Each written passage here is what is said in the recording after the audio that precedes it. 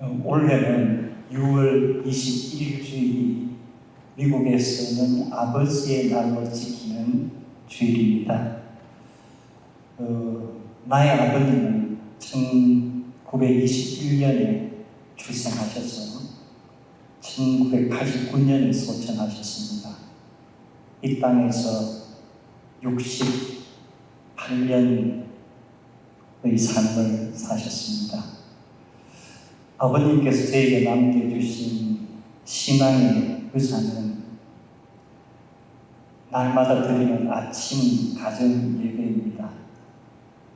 모든 가족이 새벽에 일찍 일어나서 각자가 맡은 집안 구석구석 청소를 하고, 그리고 시간이 되면 아버지가 인도하시고 우리 모든 식구가 찬송가, 그리고 기도, 그리고 성경 말씀, 그리고 주기도문, 이렇게 아침에 예배를 드립니다. 365일 예배를 드립니다. 아버님의 계획은 1년에 한 번 창세기부터 요한계시록까지 가정예배에서 있도록 그렇게 성경 분량을 정하셔서 아침마다 예배를 드립니다. 구약 성경에 등장하는 인물들, 사울, 다윗, 솔로몬, 여러분이 익히 아는 이름들입니다. 아마 어떤 성도님들은 이 사람들의 아버지의 이름도 알고 있을 겁니다. 사울 왕의 아버지의 이름은 기스입니다.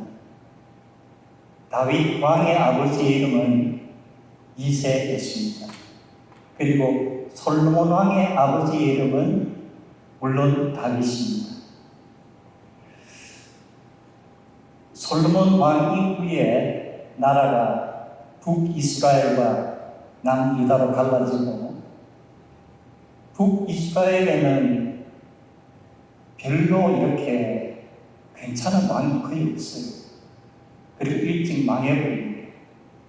이제 남유다가 남아서 조금 더 지속을 하는데, 남유다 왕들의 행적을 보면은 일반적으로 좋지 않아요. 그래서 성경에서 그런대로 괜찮은 선한 왕이었다고 이름이 올려져 있는 사람이 두 사람이 있습니다. 한 사람은 히스기야 왕이고, 또 한 사람은 요시야 왕입니다. 우리가 성경을 읽어보면은 히스기야 왕의 아버지와 아들이 다 등장합니다. 요시야 왕의 아버지와 아들도 등장합니다. 왕들 중에 다 이름이 나옵니다. 그런데 히스기야 왕은 아주 좋은 왕이라고 했죠. 그런데 아버지는 그렇지가 않아요. 그리고 히스기야 왕의 아들은 남유다 왕 중에서 가장 악한 왕입니다. 그리고 그 아들도 역시 악하고 우상을 숭배하는 왕입니다. 그리고 그 다음에 요시야가 태어나는데, 요시야가 괜찮은 왕이에요. 그런데 그 아들이 또 괜찮지가 않아요. 그래서 6명 봐도 나쁜 왕, 좋은 왕, 굉장히 나쁜 왕, 매우 나쁜 왕, 괜찮은 왕, 나쁜 왕. 이것을 보면은 남유다 왕국의 지도자들 자체가 문제가 심각했구나. 그리고 우리가 부전자전이라는 사자성어를 많이 쓰죠. 아버지와 아들이 닮았다. 그런데 이 이스라엘 왕국의 열왕기 산하를 보면 이 부전자전이라는 말이 잘 맞지가 않아요. 그래서 우리가 사용하는 많은 사자성어라든 속담들이 어느 부분에는 적용이 되지만 모든 부분에 적용이 되는 건 결코 아니에요. 우리가 지난 주간에 묵상했던 월요일과 화요일에 열왕기 하 22장이죠. 열왕기하 22장은 이제 요시야 왕에 관한 이야기입니다. 아까 요시야 왕은 괜찮은 왕이라고 했죠. 8살의 왕이 됩니다. 아주 어린 나이에요. 그리고 성경에 보면은 16세가 될 때에 그가 하나님을 찾기 시작했다. 아마 그 전까지 하나님을 몰랐다거나 그런 건 아니었을 거예요. 분명히 여기에서 찾기 시작했다는 것은 우리가 요즘 인격적으로 만난다는 표현을 많이 쓰는데 하나님과 인격적으로 어떤 만남을 대단히 이뤘을 것 같아요. 그리고 그가 20세 때 이제 왕국과 예루살렘 성읍에 일종의 윤리 도덕적인 정화 작업을 시작합니다. 그리고 26세가 될 때에 여호와의 성전이 오래돼서 이제 많이 허물어지고 낡아서 그때까지는 그 왕들이 다른 우상신을 숭배하느라고 이 여호와의 성전을 방치했는데 이제 요시야가 이 성전 보수 공사를 명령을 합니다. 그럼 이 보수 공사가 이제 진행이 되면서 어떤 일이 일어나죠? 성전에서 그 당시에 대제사장이었던 hilkiya가 율법 책을 발견합니다. 우리말로 책이라 되어 있지만 그 히브리어를 그대로 보면 일종의 두루마리예요. 양피지 두루마리에 쭉 말씀을 쓴 것인데 이것이 성전 어디에서 있다가 발견됐는지 장소는 성경에 기록이 없어요. 그런데 이 장소에 대해서 성경학자들은 추정을 많이 합니다. 왜냐하면 어디에서 발견됐냐에 따라서 여러 가지 추론이 가능하기 때문에 그 부분은 생략을 합니다. 그리고 성경학자들은 hilkiya가 발견한 이 율법 두루마리에 어떤 내용이 기록되어 있었을까? 거의 대부분의 구약 성경학자들이 동의하는 부분이 있습니다. 신명기의 내용일 것이다. 유출하는. 그러면 신명기의 내용이 우리가 지금 갖고 있는 성경에 있는 신명기 내용이 다 들어있었던가? 그러면 그 두루마리가 엄청나게 길 거예요. 어떤 성경학자들은 신명기 일부가 들어있을 것이다. 또 어떤 성경학자들은 일부 중에서도 요 말씀이 들어있을 것이다. 이런 추측 역시 제가 여기 생각을 하겠습니다. 중요한 것은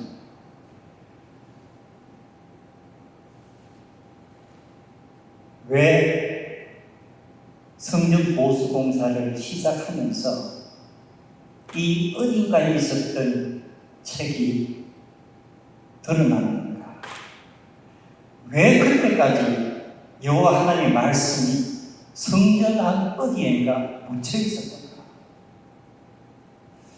이것은 단순히 하나의 두루마리가 성전 어느 곳에 사람들이 알지 못하는 곳에 묻혀 있었다는 이야기보다도 더 차원은 넓을 것 같습니다. 결국 이것이 발견될 때까지 이스라엘 백성들, 남유다 왕국의 백성들, 그리고 이스라엘 성대 사람들의 영적인 상태를 의미하는 거예요. 말씀이 성전 안이지만 감춰져 있었다면 말씀을 백성들에게 가르쳐야 할 제사장들과 서기관들이 말씀을 가르치지 않은 거예요. 그리고 백성들에게 말씀이 읽혀지지도 않고 들려지지도 않았던 거예요.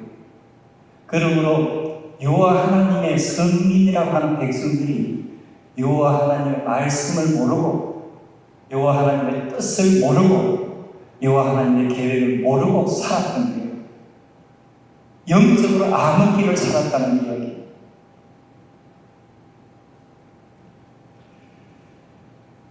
그런데 우리가 성경 열왕기하 22장에서 그 요시야 왕의 시대, 그리고 이전 한 100여 년에 걸쳐서 하나님의 말씀이 어딘가 묻혀져 있는 이런 암흑기였다면, 그리고 요시야가 종교개혁을 시작을 합니다. 그러나 성경은 그 개혁이 영구적인 성공을 거두는 건 아닙니다.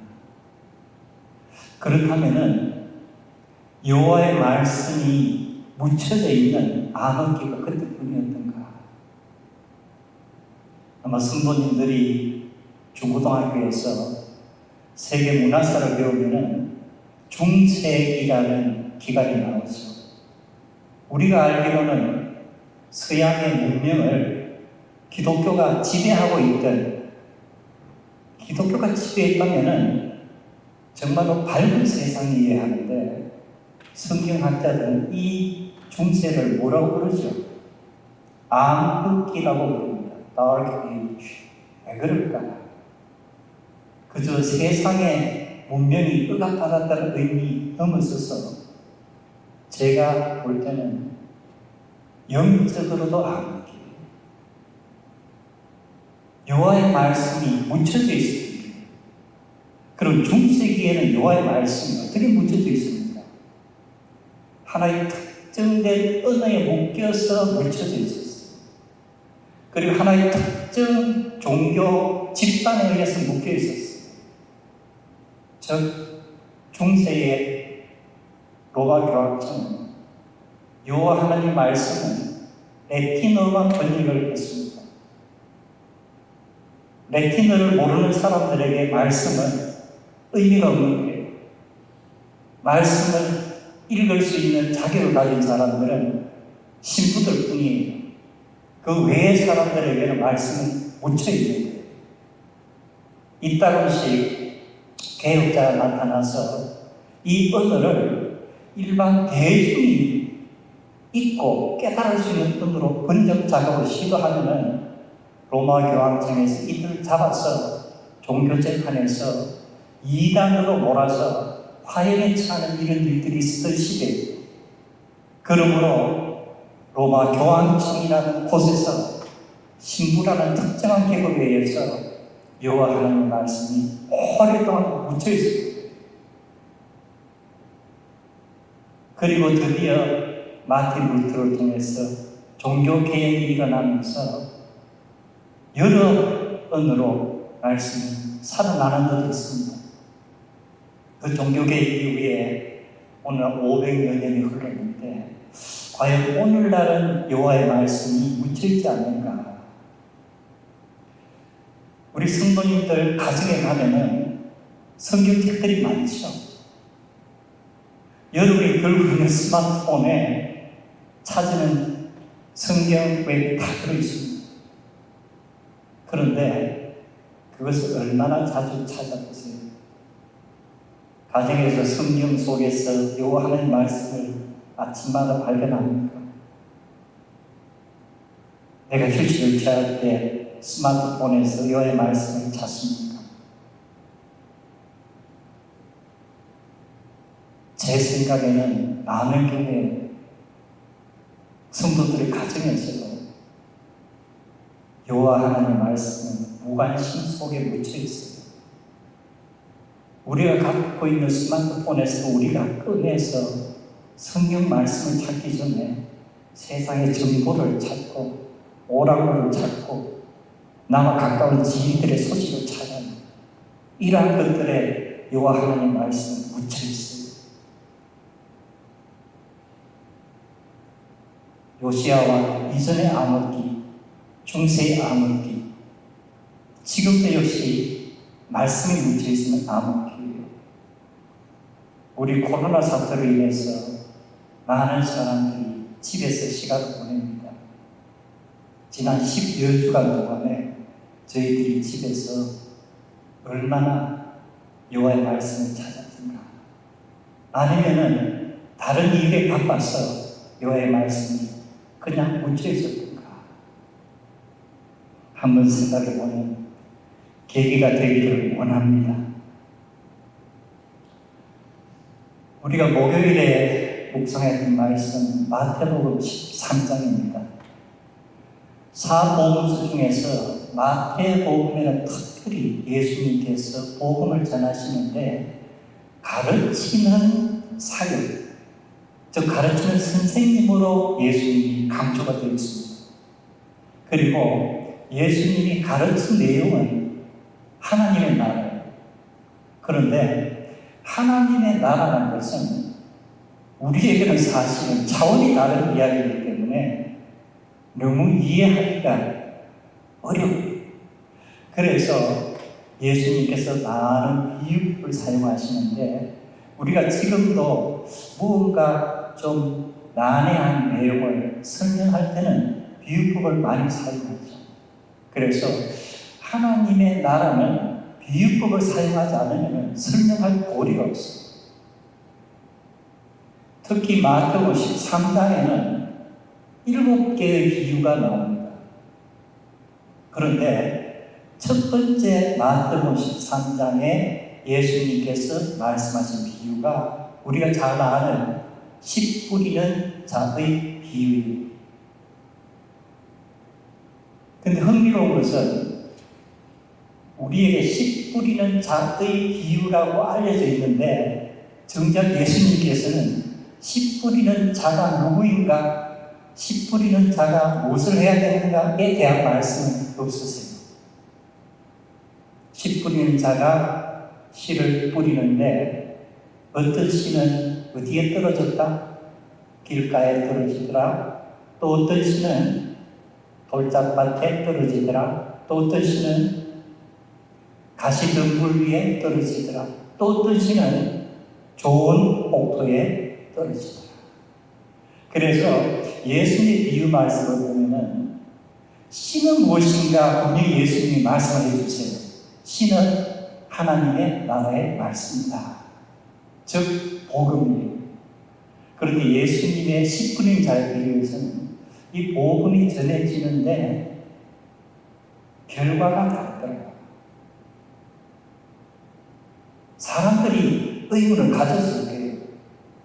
예수님께서 천국 복음은 똑같은 퀄리티의 복음을 전하는데 이것을 듣는 사람들이 똑같은 변화가 아니라는 거예요. 어떤 사람에게는 놀라운 변화가 일어나고 어떤 사람에게는 전혀 변화가 없어요. 어떻게 보면은 사람들이 예수님께 왜 그런가 물었을 가능성도 많아요. 이에 대한 예수님의 해답이 씨 뿌리는 것은 이와 같은 열매를 맺는다. 그런데 우리는 흔히 우리는 교회 다니니까 목사니까 장로니까 권사니까 씨가 떨어지면 우리는 좋은 밭일 거야. 우리 옆집 사람은 교회를 전혀 안 다니고 성경도 개파하고 그 사람은 길 갈 거야. 저 사람은 항상 말이 많은데 제대로 거의 하지 않고 저 사람은 돌짝 빠질 거야. 다 자기 위주로 해석을 합니다. 그런데 놀라운 것은 우리가 생각하는 길가, 돌밭, 가시덤불, 좋은 땅과 복음의 씨가 떨어졌을 때 결과에 따라서 평가되는 게 다르다는 거예요. 아마 예수님 당시의 사람들은 복음의 씨가 떨어지면은 옥토에 해당하는 마음밭은 누구의 마음이에요?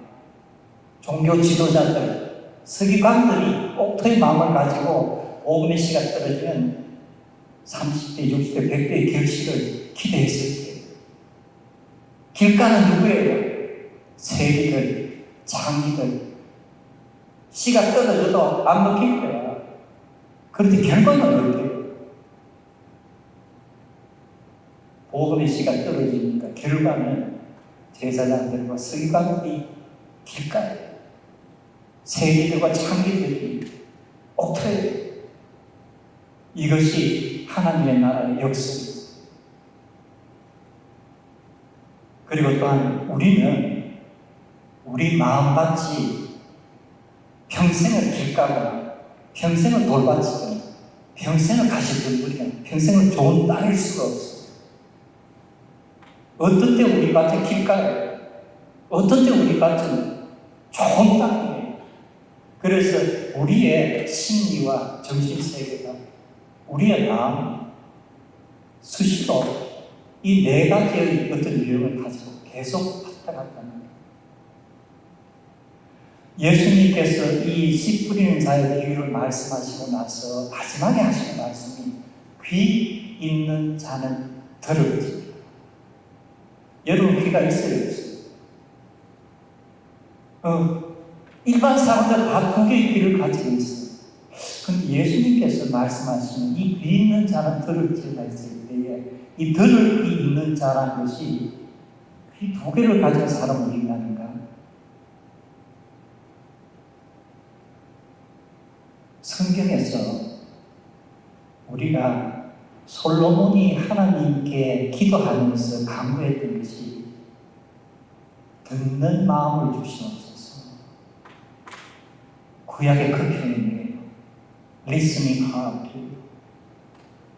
그래서 예수님께서 말씀하시는 들을 귀 있는 자는 들을지라는 것은 듣는 마음을 가진 자들은 들을지어다.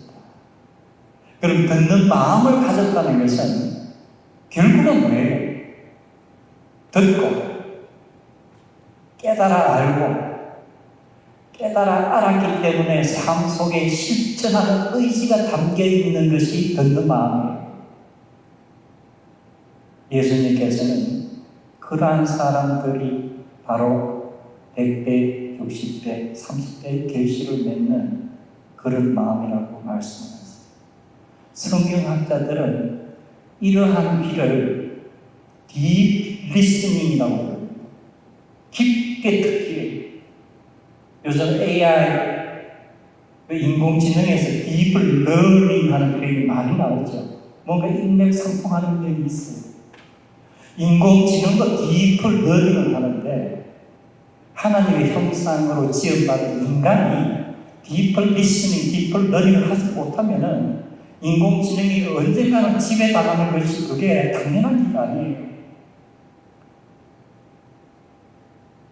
인공지능을 우리가 계속 우리의 도구로 쓰일 수 있는 유일한 방법은 하나님의 말씀은 deep listening, deep learning. 그리고 우리가 금요일에 묵상했던 마가복음 4장의 말씀. 근데 마가복음 4장에 오늘 이 비유는 마태나 누가복음에는 나오지 않습니다. 가장 먼저 기록되는 마가복음에는 나와 있어요. 그리고 씨 뿌리는 자와 같이 그렇게 비유가 다양하지도 않아요. 그냥 누군가 씨를 뿌렸어요. 그리고 이 사람은 해가 지면 잠을 자요. 아침 해가 뜨면 또 일어나요. 그런데 마가복음 4장의 비유의 초점은 뭐예요?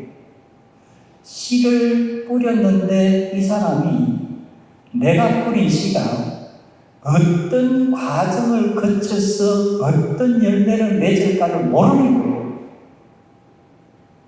알고 싶어도 잘 모르는 것 같아요. 제가 이번 주에 예전에도 이 복음, 특히 마가복음 4장에 씨를 뿌렸는데 어떻게 자라난지를 지켜봐도 모르겠는 거예요. 그런데 씨는 자랍니다. 어떻게 이 씨가 자랄까? 이게 미스터리예요. 그래서 하나님의 나라의 말씀, 복음의 미스터리는 내가 전하지만 이 전하는 하나님의 나라의 복음이 누구의 마음밭에서 어떤 곳에서 어떤 과정을 거쳐서 어떤 열매를 맺을까 하는 것은 내가 알 수도 없고 나의 그런 밖에 이것은 나에게 미스터리. 씨 뿌리는 자에게는 이것은 신비로 미스터리.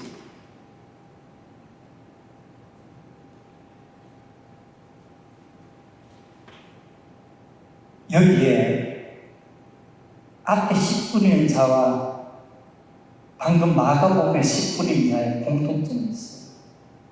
뭐냐면은 우리는 어떤 일을 할 때에 효과를 따집니다. 어떻게 해야 효과적일까? 전략적으로 어떤 방법으로 해야만 이 자원을 가장 잘 활용할 수 있을 것이다. 그런데 예수님께서 말씀하신 천국 복음을 뿌리는 자들에게는 이러한 효과를 따지는 전략적인 요소는 전혀 보이지 않아요. 우리가 보기에는 이렇게 해도 되나 할 정도로 손길이 닿는 대로 발길이 가는 대로 계속 말씀의 씨를 뿌리는 거예요. 씨 뿌리는 자의 역할은 머리를 굴리고 효과를 따지는 게 아니고 계속 말씀을 뿌리는 거예요. 마가복음에서 하시는 말씀은 그렇게 뿌려놓고는 그 과정에 대해서 너무 고심할 필요가 없는 거예요. 나의 역할은 뿌리는 역할이에요.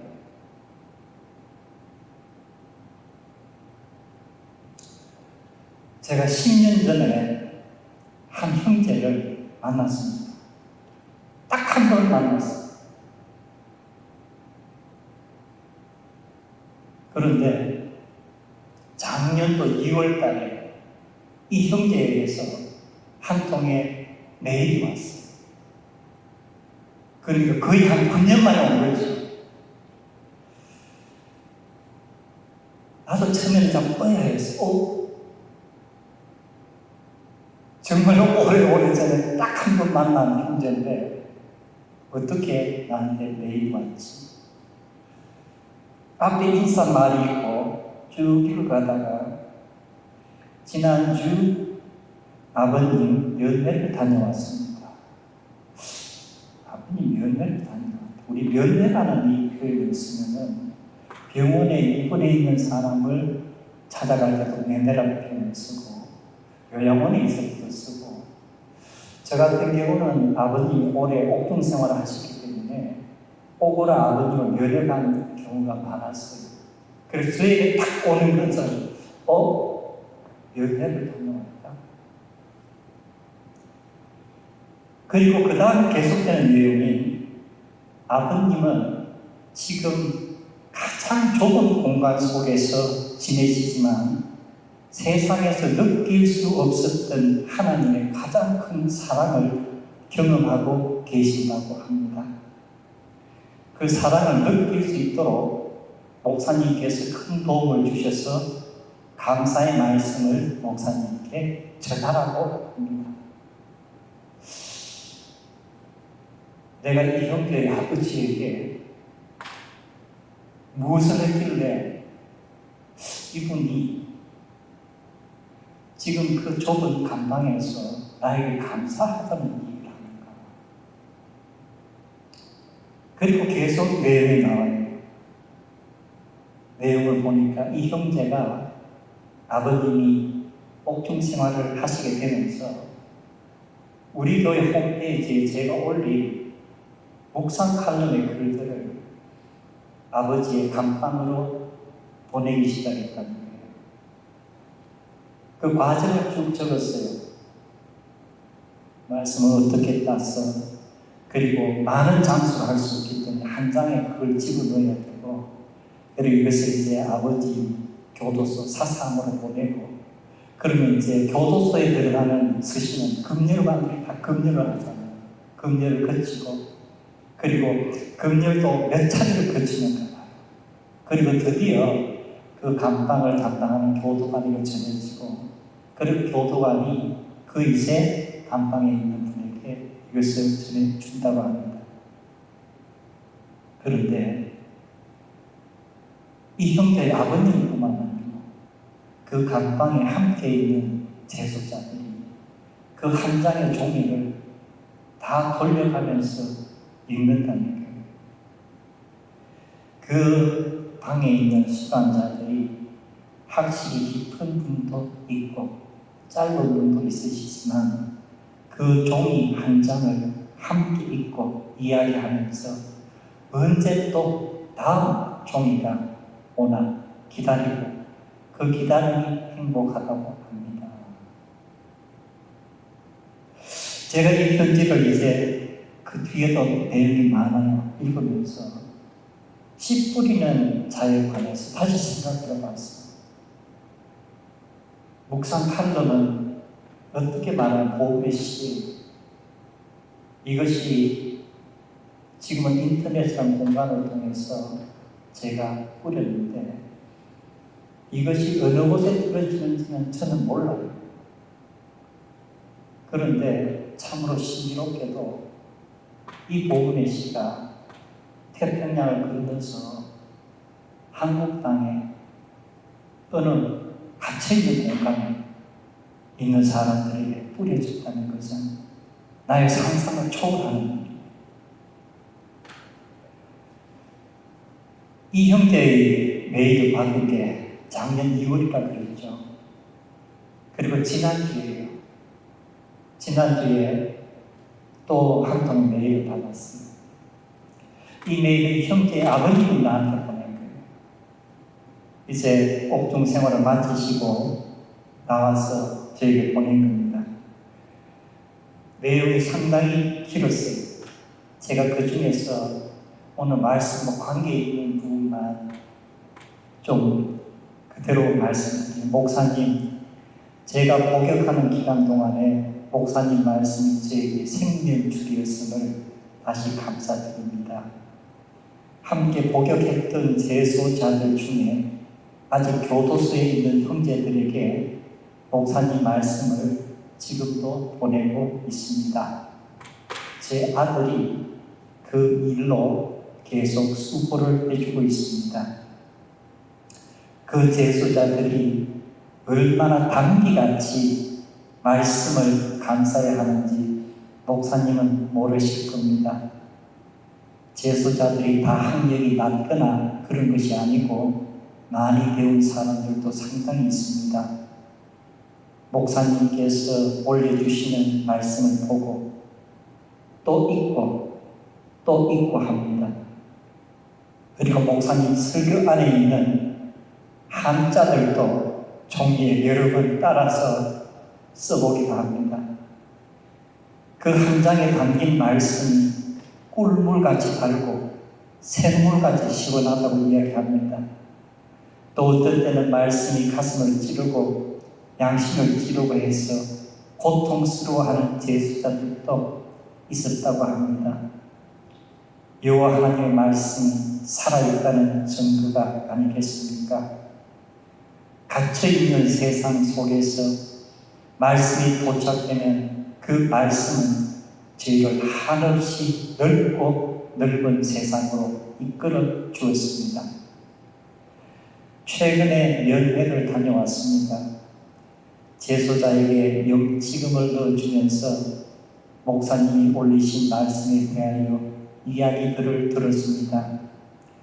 인터넷이나 컴퓨터로 연결되어 있을 수 없는 그 답답함 속에서 매주 목사님께서 올려주시는 설교를 읽을 수 있다는 것은 그들에게 가장 행복한 시간이라고 합니다. 목사님이 귀한 사역으로 많은 사람들을 살려주고 계시는 것입니다. 3월 22일에 살피시는 하나님, 3월 29일에 돌보시는 하나님, 4월 5일에 먹이시는 하나님, 4월 12일에 살리시는 하나님, 그리고 4월 19일에 여호와의 만찬, 4월 26일에 여호와의 외침, 5월 3일 여호와의 언약, 5월 10일 여호와의 구원, 그리고 5월 17일 여호와의 오늘 강해 설교 말씀까지 교도소에 들어갔습니다. 제소자들이 그 말씀 종이를 서로 돌려보며 뜨거운 마음을 나누고 있다고 합니다. 더 놀라운 것은 제소자들에게 이 말씀 종이를 전달해주는 교도관들도 이제 그 말씀을 읽고 있다고 합니다. 참으로 신비롭지 않습니까?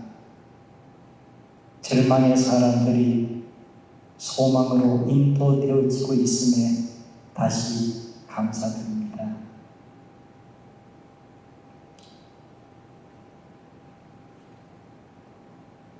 우리가 할 일은 뿌리는 거예요. 어떻게 뿌려야 가장 많은 열매를 맺을 것인가? 그것은 예수님의 비유에는 담겨 있잖아요. 받은 말씀, 가는 곳곳마다 때를 맞든지 맞지 못하든지 묵묵히 뿌리는 거예요. 바울 사도가 고린도 교회에 보낸 말씀, 나는 씨를 뿌렸고 아볼로는 물을 주었으되 자라나게 하시는 분은 하나님이시라. 오직 자라나게 하시는 분은 하나님 분이시니라. 아멘. 오늘 함께 나눈 말씀 우리 마음밭에 새기면서 잠시 말씀을 들고 기도하는 시간 가지겠습니다.